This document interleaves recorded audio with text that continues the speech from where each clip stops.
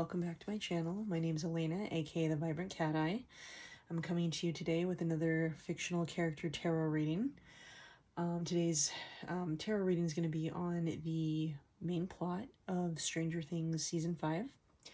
We're going to look at the main energies of it, what the creators, writers, directors, what they want us to know, and also what the spiritual purpose and, you know, what the collective message is here through the plot, through the plot of Stranger Things. I've got the movie tarot that I'm going to be using, as well as the archetype cards, the Oracle of the Radiant Sun, and the Bohemian Fortune Telling deck. So, anyways, so let's get started.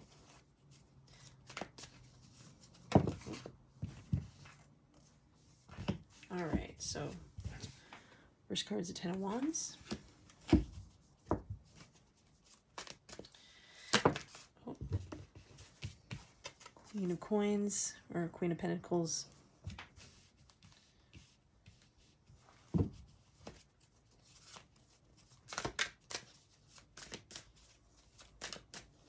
Feel free to skip ahead if you want to get to where all the cards are laid out. Ace of Cups.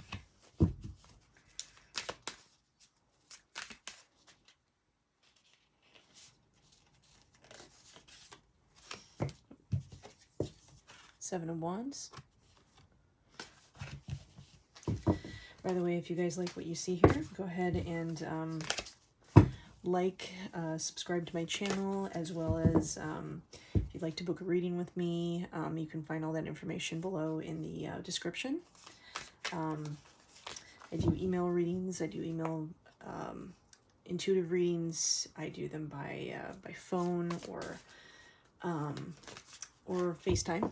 You know, just send me an email. The email is listed in the description, as well as my website. My website has a list of all my readings on it and stuff. So, Nine of Coins.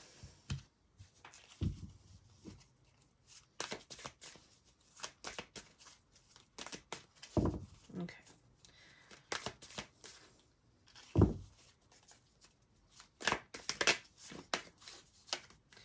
Judgment.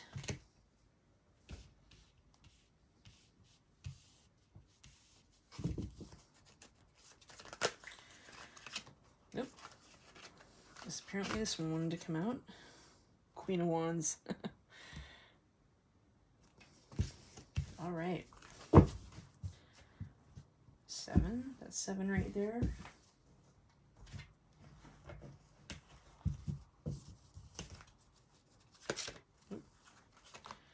These three want to come out.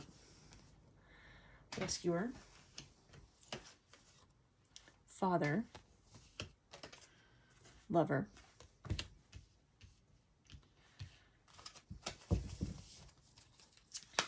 Some of these are popping out before I even, shuffle the deck, which is interesting.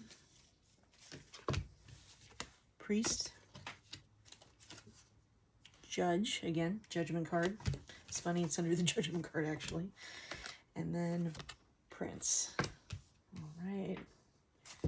And just one more for that one. Whoop. Don Juan.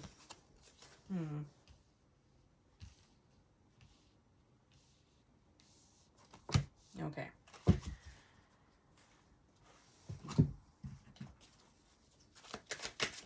Oop.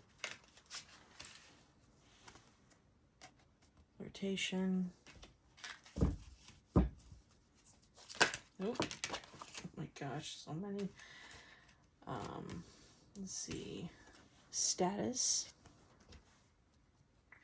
Resourcefulness. Rebellion, which comes as no surprise, honestly. Let's see here. Yep. Excitement. Of course, there's going to be a lot of excitement this season. Let's see. You've got 5. Got 2 more. This one, organization, which I'm sure there's going to be plenty of this season. Oh, this one wants to come off. Authority.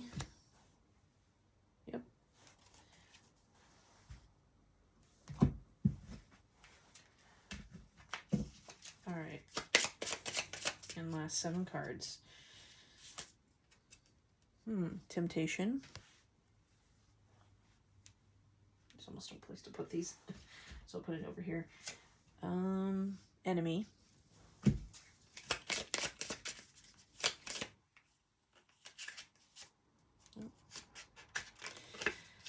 House. House, that might have to do with a Creole house. Something to pay attention to right there.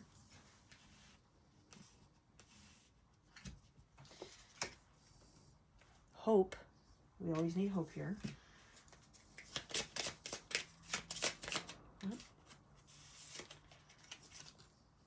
Death. This could also be about transformation, not even a physical death, but with the Grim Reaper there, I'm wondering if it is about physical death, which I'm sure it will be. There's probably a lot of death of other some characters, maybe not. Maybe there might be one death, we've been told that before. Then we've got desire and happiness. Good way to end the reading, right? Okay. Okay, so the main energy, main theme of this story, which is represented in the first card, this first set of cards, is the Ten of Wands. And Ten of Wands represents a burden. It's, typically the card of holding on to a bunch of sticks, barely keeping upright. This one, I mean, obviously would make sense this season, given, the fact that the Upside Down is leaking into the real world. And not only that, but, given everything that's happened with the characters last season, all the death, all the mayhem and all that stuff, there's gonna be a big burden on these characters. And right here, this rescuer mode tells me that a lot of the characters right now are kind of in kind of, I don't want to say cleanup mode, but there's definitely, there's a feeling of the town and of, our main characters in this series.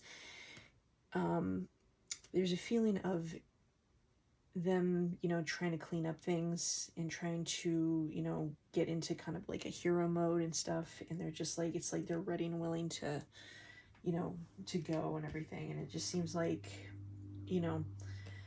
with a flirtation card, all the relationships that are in this series, are kind of, it's like they're trying to get on with their lives, or they're trying to balance their lives and with relationships. And, but it's like, it's under straint. It's like Ten of Wands is under straint, they're all under straint. And, the obstacle and challenge this season is, trying to organize, just trying to get everything, organized so that they can defeat, the Vecna character and everything. Queen of Coins, or Queen of Pentacles often symbolizes that, of just, trying to get their ducks in a row and everything, should something happen, right? And I feel like there's going to be, with the Father card, reminds me of, I feel like there's going to be some issues, I think, with, what's his name? With Hopper. I think, yeah, Jim Hopper. I mean, I'm getting the vibe that this has to do with Jim, and I think we might have, he might have some issues coming up. I think there's going to be something, a challenge that he's going to be facing this season. Something that, that's, yeah. And I mean, given the fact that he came from a Russian prison and everything, I think he's going to still be adjusting even after, maybe a couple of years of being back in Hawkins. But definitely it has to do with, the characters, what the characters are facing this season. And he's also trying to still build, it's not just him, but I feel like, they're still trying to, structure their lives and stuff, and, I guess kind of save face, because you have the status card here. It's like it's like the facade is slipping and stuff, and I feel like, there's order and status. They're trying to, I think, put on a front right now and stuff. And, as far as the vibe of this season, we've got the Ace of Cups, so it's almost like there's you know, everybody's trying to, you know, be, I guess, emotionally stable and as emotionally present as possible and stuff. And, you know, they're trying to, you know, maintain, you know, you've got the Lover card here. It says great passion and devotion, unbridled appreciation of someone or something. So I feel like this, you know, everything that's going on is going to bring everybody closer together. I think everybody's kind of appreciating what they have. And, you know, the resourcefulness card with that is like they're all trying to work together and be as resourceful as possible. And it is like, you know, testing a lot of relationships. So I feel like, you know, they're trying to all keep being bonded in, you know, the glue that holds each other together, you know. And this card represents, you know, what path do the creators want to lead the audience down? And we've got the Seven of Wands. So they want to show us that these characters are putting up a fight. They're putting up, not just that they're putting up a fight, but they're trying to protect what's theirs, you know, and they want us to see that with these characters, and that, you know, and to have faith. This Priest card, it shows it shows that, you know, they're wanting us to have faith, and, you know, because I mean, they're still working and they're still, you know, filming the show and everything, so not everything is, I think, 100% set in stone, but they want us all to have faith on the direction that this is going and everything. And this Rebellion card, in relation to that, what that shows me is that you know, they're trying to do something different this season, you know, and it's like they're trying to gear these characters up to fight.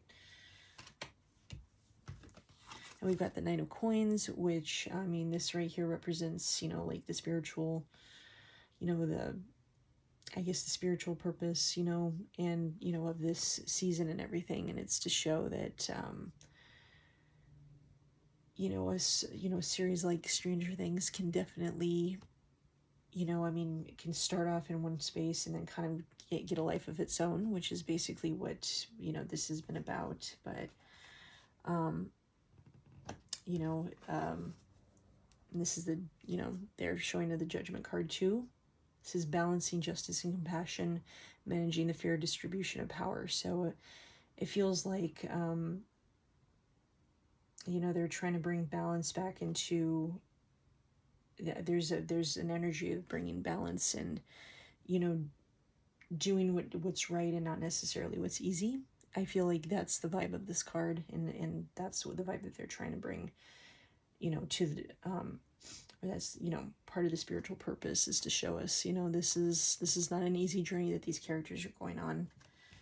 And you know, they're all gonna have to, you know, work together and organize, and that's really important. I think that's definitely an important message and everything.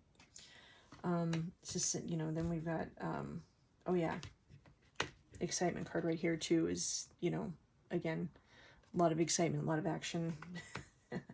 There's also let's see, there's also the Queen of Wands, or actually, yeah, the Queen of Wands is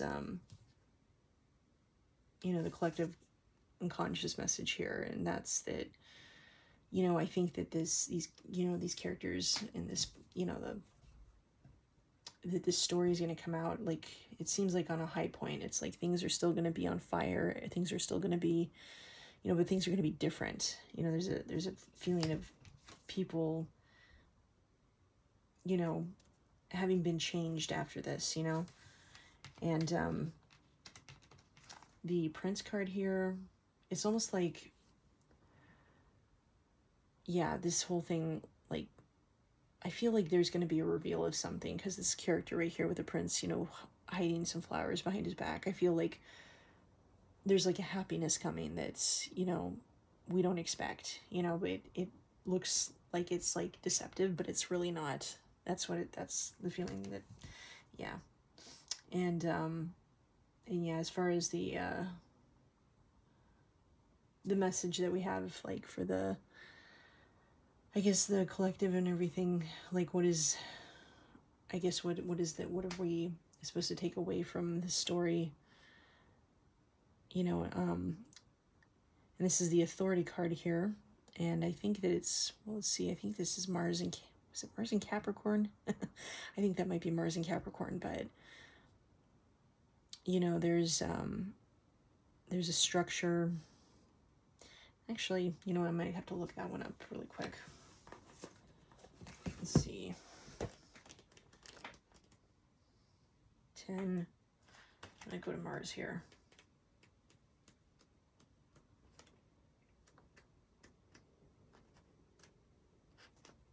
No, that's 10. Okay. So that one is... Wait, that's not Mars. Ah, there we go. Authority. So Mars in Capricorn.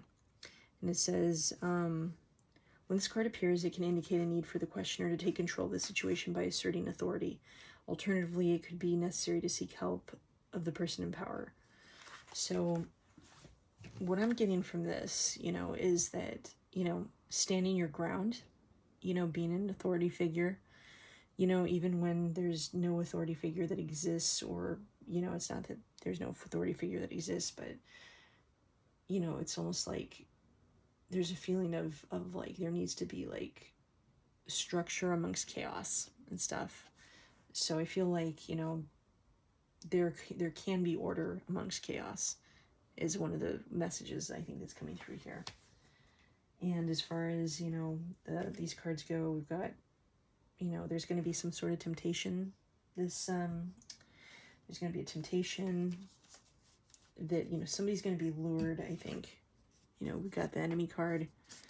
They're going to be lured to the house, which, again, the Creole house, I think, is going to play a big role. But there's going to be, there's hope that's being hung on to here. And there's also, you know, we've got the transformation, you know, with the Death card and everything. So somebody or something might end up, you know, gone, you know, physically, you know. But yeah, there's definitely, you know, with this Desire card here, it's almost like, yeah, this is kind of, you know, matched with the Hope card almost, but also it's like the sky is red. So, you know, they have to keep hope alive, even with, you know, all the chaos going on and stuff. So I think that's one of the main messages here, that we can expect and everything. But I do ultimately believe there's going to be a happy ending here. So anyways, yeah, so that's part of the reading for, you know, at least the card portion of the reading here. I will say that there's definitely going to be, I think there's a lot of cleanup going on in the I guess in the Hawkins. I sense that there's a lot of cleanup that's going to be happening, given, you know, the fact that, you know, the Upside Down is leaking into the real world.